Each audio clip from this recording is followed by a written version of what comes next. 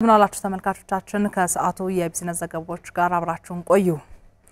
በምስራቅ አፍሪካ ቀዳሚ የሆነ የቡና ቅምሻ ማዕከል መቋቋሙ ወደ ውጭ የሚላከው ቡና ጥራት እንዲሻሻልና የውጭ ድርጅቶች በዘርፉ እንዲሰማሩ ከፍተኛ አስተዋጽኦ ያደረገ መሆኑን የኢትዮጵያ ቡናና ሻይ ባለስልጣን ገለጸ። የባለስልጣኑ ምክትል ዋና ዳይሬክተር ሻፊ ኡመር ለኢዜአ እንደገለጹት የቡና ጥራትን ለማሻሻል የቡና ቅምሻ ማዕከላትን ማስፋፋት አስፈላጊ ነው። በምስራቅ አፍሪካ ቀዳሚ የሆነ የቡና ቅምሻ ማዕከል መቋቋሙ ወደ ውጭ የሚላከው ቡና ጥራት እንዲሻሻልና የውጭ ድርጅቶች በቡና ዘርፍ እንዲሰማሩ ከፍተኛ አስተዋጽኦ እንደሚያበረክትም ገልጸዋል። አዲስ የገበያ መዳረሻዎችን ለማስፋት በተነደፈው ስትራቴጂ መሰረት በተያዘው ዓመት ወደ አዳዲስ 20 ሀገራት መላክ መጀመሩንም ገልጸዋል። የኢትዮጵያ ብሔራዊ ቡና ማህበር ፕሬዝዳንት ዶክተር ሁሴን አምቦ በበኩላቸው ቡናን በዓለም አቀፍ ደረጃ ለማስተዋወቅ ከባለድርሻ አካላት ጋር በመሆን ሀገር አቀፍና ዓለም አቀፍ ሁነቶችን እያዘጋጀን ነው ብለዋል። በ2018 ዓ.ም የኢትዮጵያ የቡና ቱሪዝም ኤግዚቢሽን ለማዘጋጀት እየተሰራ መሆኑንም ለአብነት አንስተዋል።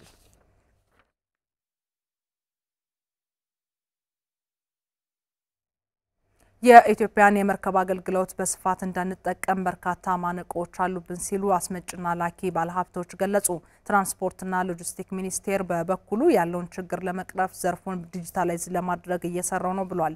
ሚኒስቴሩ ወደ ሀገር የሚገቡ ጭነቶች የኢትዮጵያ መርከቦች ተጠቅሞ ማስገባት ላይ ያለው ክፍተት ምንድነው የሚል ጉዳይ ላይ ከሚመለከታቸው አካላት ጋር ተወያይቷል። ጭነቶች ወደብ ላይ መቆየት፣ የዋጋ ተወዳዳሪነት፣ የተደራሽነት ችግር እንዲሁም የጭነቶች ደህንነት በዋነኛነት የሚነሱ ጉዳዮች ናቸው ብለዋል። የትራንስፖርትና ሎጂስቲክ ሚኒስተር ዶክተር አለሙ ስሜ ችግሩን ለመቅረፍ ዘርፉን ዲጂታላይዝ ለማድረግ እየተሰራ ነው ማለታቸውን የዘገበው የኢትዮጵያ ፕሬስ ድርጅት የዋጋ ተወዳዳሪነት የባህር ትራንስፖርት ላይ ትልቅ አስተዋጽኦ እንዳለው አንስተው አላስፈላጊ የዋጋ ጭማሪዎችን ማየት ያስፈልጋል ነው ያሉት። ዘርፉን በቴክኖሎጂ በመደገፍ ተወዳዳሪ፣ ቀልጣፋና ዘመናዊ አገልግሎት መስጠት እንዲችል ለማድረግ እየተሰራ መሆኑንም ገልጸዋል።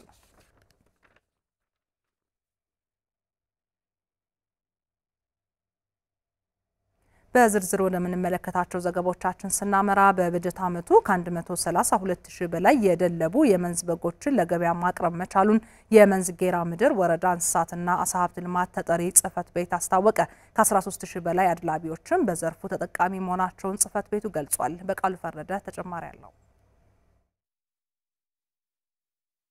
በሰሜን ሸዋ ዞን የመንዝ ጌራ ምድር ወረዳ በበግ ማድለብ ስራው በስፋት ይታወቃል። የአካባቢው ማህበረሰብ በጎችን በተፈጥሯዊ መንገድ በማድለብና ዘመናዊ የጤና እንክብካቤ አድርጎ ለገበያ በማቅረብ የኑሮ ደረጃውን እያሻሻለ እንደሚገኝ ከወረዳው እንስሳትና አሳ ሀብት ጽፈት ቤት የተገኘው መረጃ ያመለክታል። ለየት ባለ ጣዕሙ የሚታወቀው የመንዝ በግ በ2008 ዓ.ም በኢትዮጵያ አእምሯዊ ንብረት ባለስልጣን የንግድ ምልክት ወይም የብራንድ ስያሜ የተሰጠው መሆኑን የገለጹት የወረዳው እንስሳትና አሳ ሀብት ጽፈት ቤት ኃላፊ አቶ ደረጃ አትፍራው ይህም በገበያ ውስጥ ያለውን ተወዳዳሪነት ከፍ በማድረግ ለውጭ ገበያ እንዲቀርብም ትልቅ አስተዋጽኦ አበርክቷል ብለዋል። መንዝ በግ በመንዝ አካባቢ በከፍተኛ ክምችት የሚገኝ ጣፋጭ ስጋን በመስጠት የሚታወቅ ዝርያ ሲሆን በአነስተኛ መኖ ከፍተኛ ምርት የሚሰጥና የውስጥ ጥገኛ በሽታዎችን የሚቋቋም ከፍተኛ ችሎታ እንዳለው ይታወቃል ማለት ነው። ብራንድ ያገኘው ታህሳስ 8 2008 ዓ.ም ነው።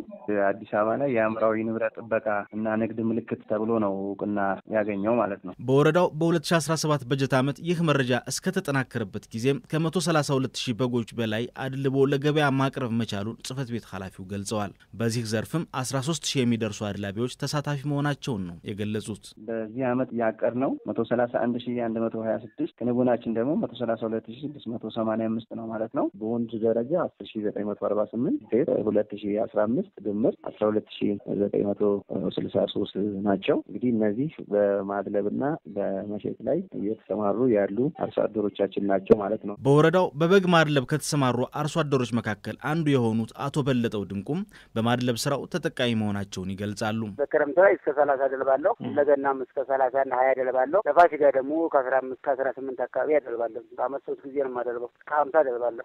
በአጠቃላይ ያው ተርፋማም ነኝ እና ጥቅሙ ከፍተኛ ነው። ከዛ በላይ ነው እነሱ ተጠቀማቸው ማለት ነው። እርሳቸውን ጨምሮ በዘርፉ የተሰማሩ አርሶ አደሮች በወረዳው እገዛ የብድር አቅርቦት እየተመቻቸላቸውና የተለያዩ ድጋፎች እየተደረጉላቸው መሆኑን የገለጹት አቶ በለጠው አሁን ላይ የመድኃኒትና ክትባት አቅርቦት፣ የመኖ ዘር አቅርቦት ችግር ከገበያ ትስስር አለመጠናከር ጋር ተዳምሮ በስራቸው ላይ አሉታዊ ጫና እየፈጠረባቸው መሆኑን ተናግረዋል።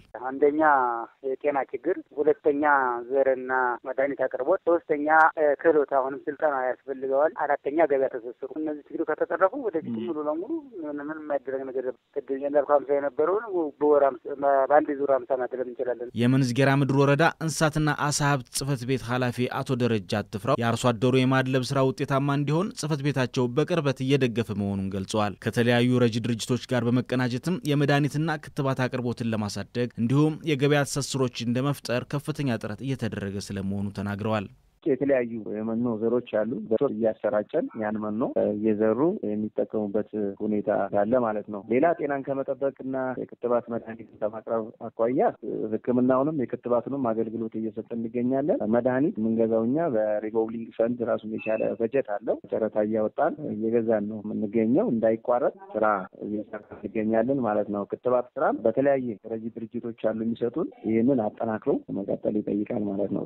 ደጋማ የአየር ንብረት ያለው የመንዝጌራ ምድር ወረዳ ለበግ ማድለብ ያለው ምቹ ሁኔታ በመጠቀም በዘርፉ በርካታ አርሶ አደሮች ተሰማርተው ተጠቃሚ እንዲሆኑ በልዩ ትኩረት እየሰራ ስለመሆኑ የወረዳው እንስሳትና አሳ ሀብት ጽሕፈት ቤት ኃላፊ አቶ ደረጃ አመላክተዋል።